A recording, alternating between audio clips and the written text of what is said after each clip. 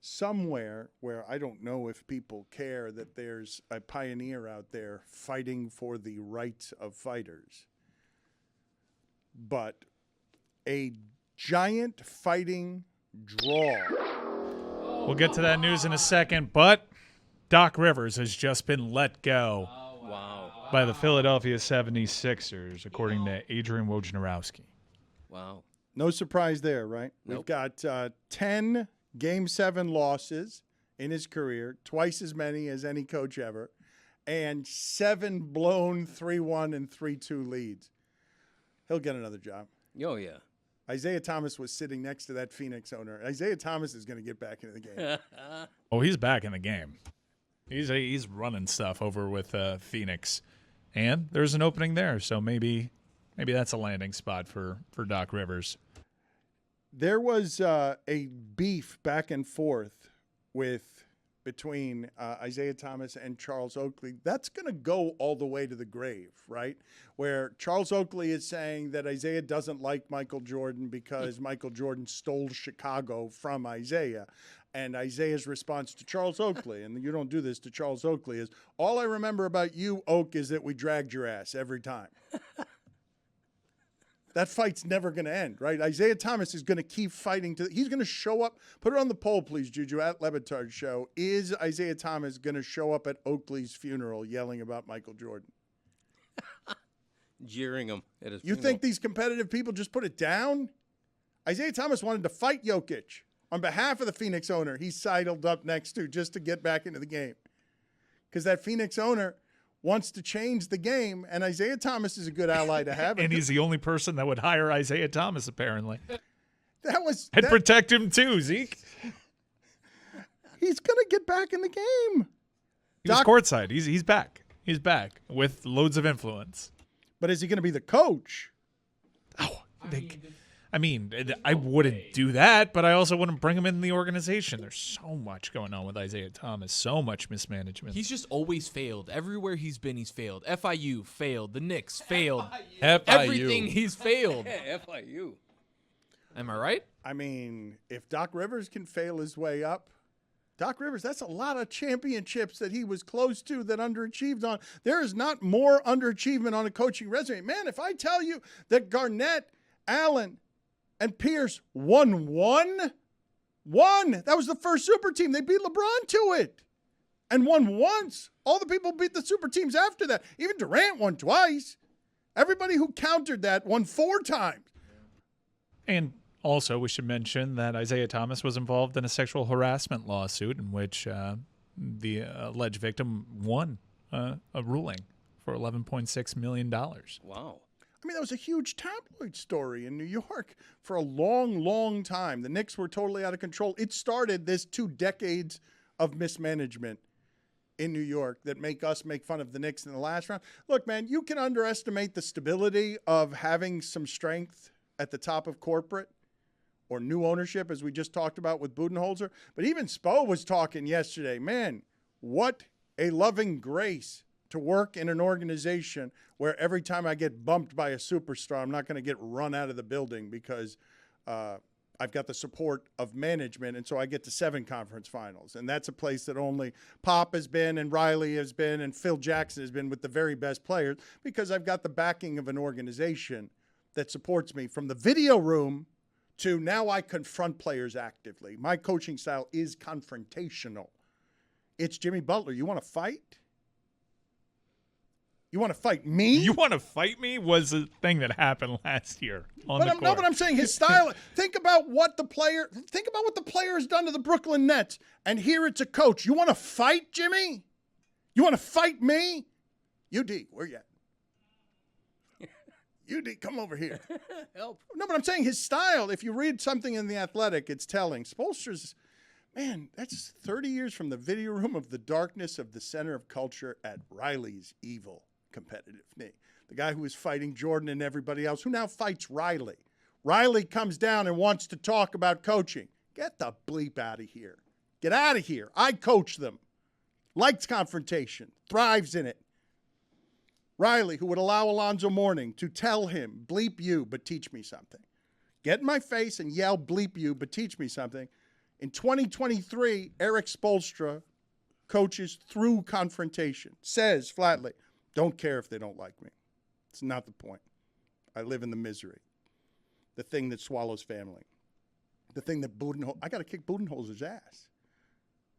Like, Budenholzer, I got to keep, he's struggling with the support of the people above him. I'm not. Maybe you don't think that's worth anything. But Spoelstra is now on the Mount Rushmore with conference finals appearance. And I'm like, how the hell did that happen? Like, he's not Popovich, Spo, and Riley. Is he? Because Thibodeau just got his ass bounced, and they're yelling in New York about trade Julius Randle. I mean, Spo's never won a Coach of the Year. That's Tibbs, two of them. ridiculous. Yeah. Spo never won a Coach of the Year. That is sort of silly, isn't it?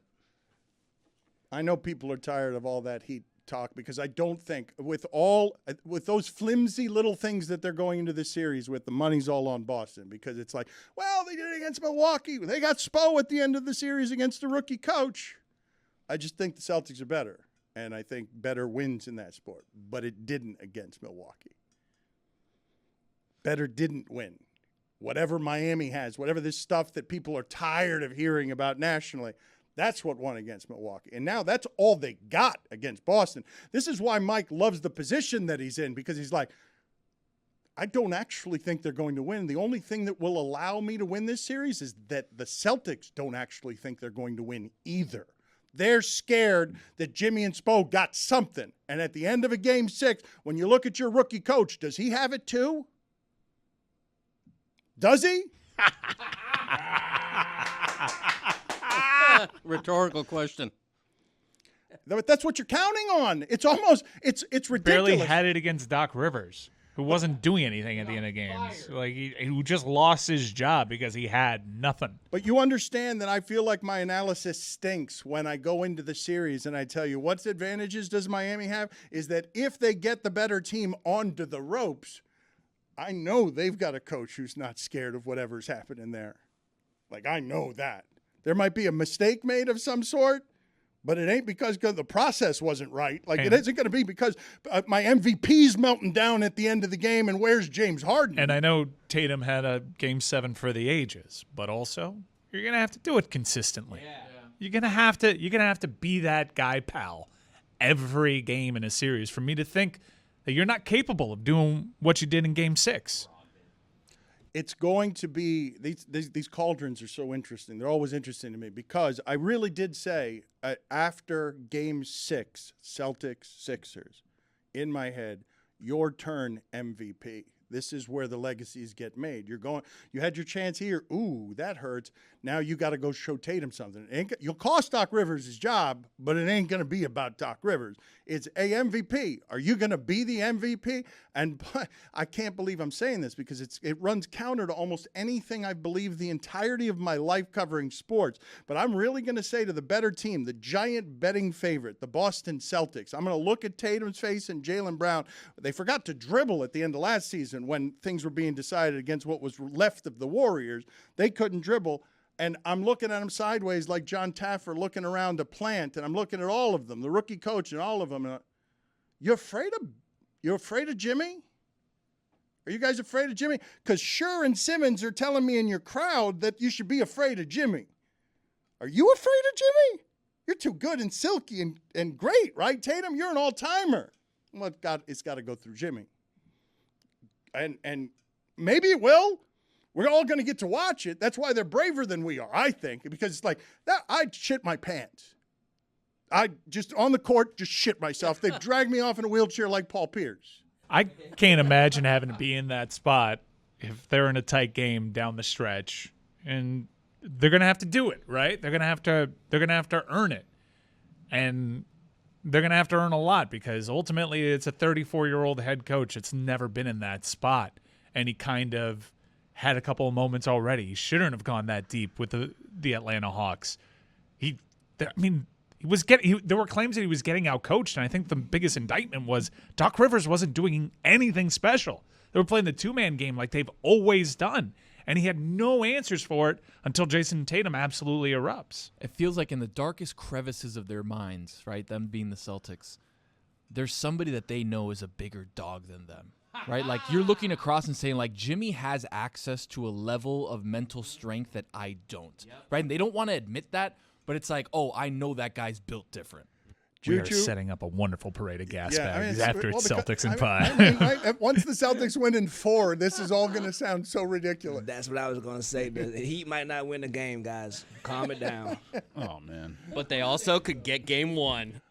The thing I believe is that only gets you so far, all that stuff. You got to have the better team. But again, the argument on the other side, well, Milwaukee did, and their coach just got fired. And Philadelphia might have, and their coach just got fired. And Jimmy, it can't be just Jimmy walking into Boston Garden telling them from last year, we will come back here, we will play again. And if that shot presents itself again, I will take that same shot against you. We got 2 words that you guys don't have. You guys. Al Horford. You feel me? That's the difference maker, I brother. don't feel you. He's as old as Greg Cody. Al Horford. Wow.